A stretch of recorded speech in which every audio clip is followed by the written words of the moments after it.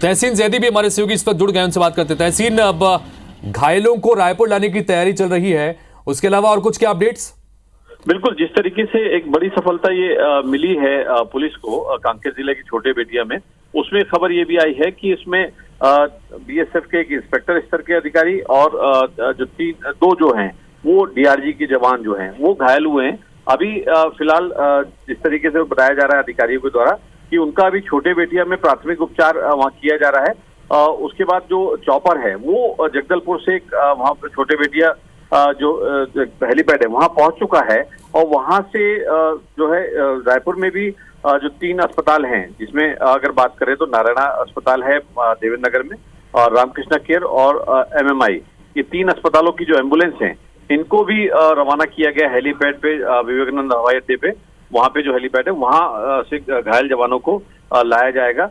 अभी जिस तरीके से इस बात की पुष्टि हुई है कि उनको जो तीनों जवान हैं उनको देवेंद्र नगर स्थित जो अस्पताल है नारायण अस्पताल वहां लाया जा रहा है अभी। लेकिन ये वहां के अधिकारियों ने बताया कि वहां पे जो चॉपर है MI-17, क्योंकि ये भी बताया अधिकारियों ने कि वहां पे छोटे बेटिया से कांकेर लाना संभव नहीं है, तो वहीं से ही चॉपर से एयरलिफ्ट कराया जा रहा है इन घायल जवानों को।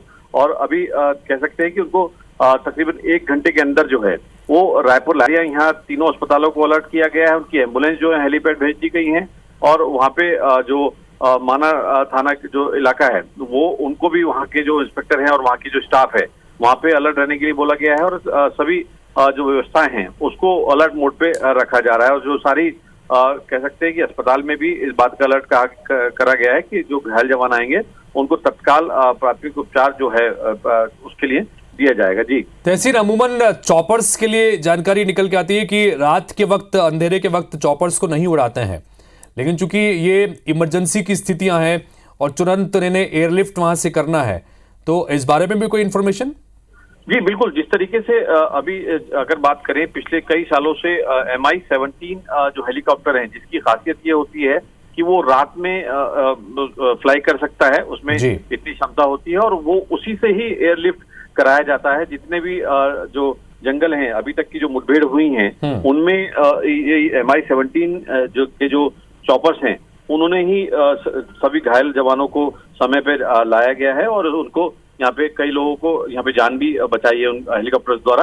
ये बीएसएफ के हेलीकॉप्टर होते हैं और इनमें इस बात की क्षमता है, इस बात की विशेषता कह सकते हैं कि ये रात में घने मौसम खराब में भी ये फ्लाई कर सकते हैं। तो अभी कह सकते हैं कि अगर छत्तीसगढ़ में अगर बात करें तो अभी तक करीब 10 से ज्यादा जो चॉपर हैं MI-17 कुछ रायपुर में है, कुछ जगदलपुर में है, कुछ जो इंटीरियर जो इलाके हैं वहां पे इनको तैनात किया गया है। और इस तरीके की जो मुठभेड़ होती है उनसे जो जवान जो घायल होते हैं उनको रायपुर के जो मेजर हॉस्पिटल्स हैं उनमें इन जवानों को घायल को लाया जाता है। जी तहसीन, बहुत शुक्रिया, आप नजर बना के रखिए। जैसे ही जवानों को यहाँ पर लाया जाएगा दोबारा आपसे संपर्क करेंगे। लेकिन अपडेट यही कि कुल 18 नक्सलियों के शव बरामद कर लिए गए हैं, लेकिन 29 नक्सलियों के मारे जाने की खबर। और जैसा कि प्रदेश के गृह मंत्री और डिप्टी सीएम विजय शर्मा ने कहा कि ये अब तक का सबसे बड़ा ऑपरेशन है नक्सलियों के खिलाफ, क्योंकि इतनी बड़ी कामयाबी मिली है, इतनी बड़ी संख्या में नक्सलियों को ढेर कर दिया गया और साथ ही बड़ी तादाद में आधुनिक हथियार भी बरामद किए गए हैं। ये अब तक की सबसे बड़ी कार्रवाई है, ये कहना गलत नहीं होगा। उन्होंने तमाम अपने बीएसएफ के और डीआरजी के जवानों को जो इस ऑपरेशन में लगे हुए थे स्थानीय पुलिस की मदद से, सभी को शुभकामनाएं दी हैं, बधाई दी है। लेकिन इन सबके बीच में अपडेट ये कि 29 नक्सलियों के मारे जाने की खबर है और इसमें अभी सर्चिंग ऑपरेशन लगातार चल रहा है। सर्चिंग ऑपरेशन के आधार के बाद में कुछ और शव भी बरामद हो सकते हैं, इस बात की जानकारी मिल रही है। 25-25 लाख के 2 बड़े नक्सली कमांडर्स के ढेर होने की खबर है, यानी कि इन्हें ढेर कर दिया गया है, जिसमें शंकर राव नक्सली कमांडर 25 लाख का इनामी नक्सली था, ये मारा गया है। ललिता, इस पर भी 25 लाख रुपए का इनाम था, ये भी इस मुठभेड़ में मारी गई है। ये एक अहम कामयाबी और इन्हीं की मौजूदगी की खबर इंटेलिजेंस के आधार पर सुरक्षा बलों को मिली थी, जिसमें एक संयुक्त ऑपरेशन इसके बाद अंजाम दिया गया। दोपहर 1:30 बजे से लेकर शाम 4:30 बजे तक 3 घंटे तक ये बड़ी मुठभेड़ चली और इस मुठभेड़ में बड़ी संख्या में नक्सलियों को ढेर कर दिया गया है।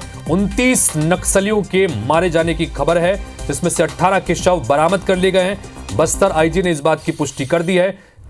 लोकसभा चुनाव से पहले सुरक्षा बलों को इसे एक बड़ी कामयाबी के रूप में देखा जा रहा है, क्योंकि अक्सर इस तरह के चुनाव के दौरान नक्सली किसी नापाक मंसूबों को अंजाम देने की फिराक में अक्सर रहते हैं और उसी मंसूबे के तहत यहां पर मीटिंग की जा रही थी। इसकी जानकारी सुरक्षा बलों को मिली और सुरक्षा बलों ने यह अहम ऑपरेशन चलाकर बड़ी कामयाबी हासिल की है। 18 नक्सलियों के शव बरामद हो गए हैं, 29 नक्सलियों के मारे जाने की खबर। लेकिन इस ऑपरेशन के दौरान 3 जवान जख्मी हुए हैं, जिसमें से एक बीएसएफ के इंस्पेक्टर हैं और 2 डीआरजी के जवान हैं। अब इन्हें वहां से एयरलिफ्ट करके रायपुर लाया जा रहा है।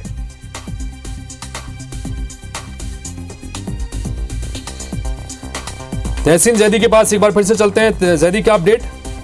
देखिए, जिस तरीके से ये जो मुठभेड़ें लगातार हो रही हैं, अगर पिछली मुठभेड़ की अगर बात करें, बीजापुर में भी एक बड़ी सफलता मिली थी, उसके बाद ये एक दूसरी बड़ी सफलता इसको कह सकते हैं। तो ये जो अभी तक की जो जानकारी मिल पाई है कि इसमें ये जो जॉइंट ऑपरेशन एक ये चलाया जाता है, उसमें अगर बात करें तो जो सेंट्रल की जो आईबी है वो भी इसमें इन्वॉल्व रहती है। उसी का जो इनपुट है वो जो बहुत कारगर साबित होता है और ये जो मैदानी इलाके में जो फोर्सें हैं वो जाती हैं और इस तरीके की बड़ी सफलता हासिल करती हैं। अगर पिछले दिनों की अगर बात करें तो यूनियन होम सेक्रेटरी जो है अजय कुमार भल्ला जी, वो भी रायपुर आए थे, उनके साथ में आईबी चीफ भी थे, वो भी जब यहाँ आए हैं तो जो पिछली जो मुठभेड़ हुई थी जिसमें बड़ी सफलता मिली थी, तकरीब 13 जो नक्सली थे उसमें मार गिराए थे पुलिस की जो ज्वाइंट ऑपरेशन में।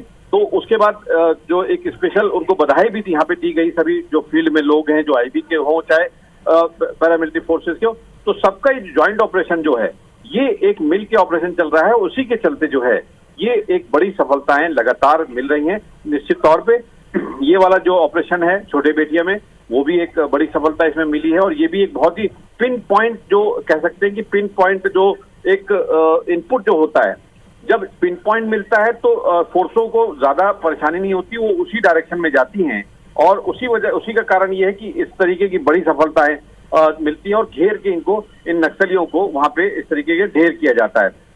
ये अगर पिछले मुठभेड़ की अगर बात करें, जिस तरीके हमारे पास पुख्ता जानकारी है, अधिकारियों से जो हमारी बातचीत हुई उसमें भी ये बात जो था कि पिछली बार भी पिन पॉइंट जो एक कह सकते हैं इनपुट जो था वो जो फील्ड में जो पैरामिलिट्री फोर्स है उनके साथ उनको इनपुट मिला था, तो वो सीधे गए हैं समय पे और उससे ये नक्सली जो है भाग नहीं पाए और घेर के इनको ढेर किया गया।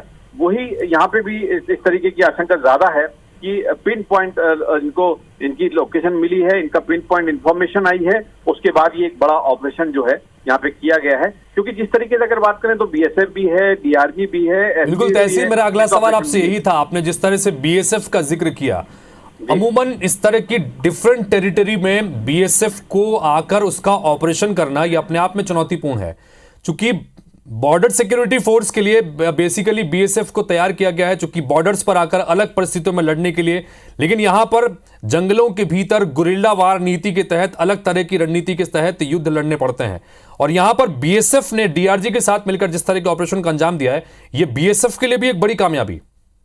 बिल्कुल, इसको बड़ी कामयाबी बीएसएफ के लिए भी बोल सकते हैं, क्योंकि अगर बीएसएफ की बात करें तो बीएसएफ पिछले कई सालों से छत्तीसगढ़ में डिप्लॉय है। यहाँ पे कई इनकी बटालियन है और यहाँ पे अगर बात करें तो उनको जिस तरीके से शुरुआत में भी और जो नए जो जवान आते हैं उनके साथ में उनको ट्रेन भी किया जाता है, मिक्सअप भी किया जाता है और मतलब सभी जो चाहे आरोपी हो, चाहे वो कोई ऑपरेशन हो या किसी भी तरीके का वहाँ काम हो, स्थानीय लोगों की हेल्प करना हो, तो उसमें बीएसएफ को भी शामिल किया जाता है। तो अब ये कह सकते हैं कि बीएसएफ जो है अब इस तरीके के जो गुरिल्ला वार है उनसे लड़ने के लिए, उनसे निपटने के लिए भी ये तैयार है। क्योंकि जिस तरीके से अगर बात करें, ये जो इलाका है, नारायणपुर हो, कांकेर हो, ये जितने भी छोटे बेटिया हो, ये जो इलाके हैं यहाँ पे मोस्टली बीएसएफ जो डिप्लॉय है और वो इस तरीके की जो ऑपरेशन होती है उसमें हमेशा साथ रही है और ये इस बार और यही वजह है कि तहसीन, अब से कुछ देर पहले हमने डीआईजी बीएसएफ आलोक कुमार सिंह से भी बातचीत की।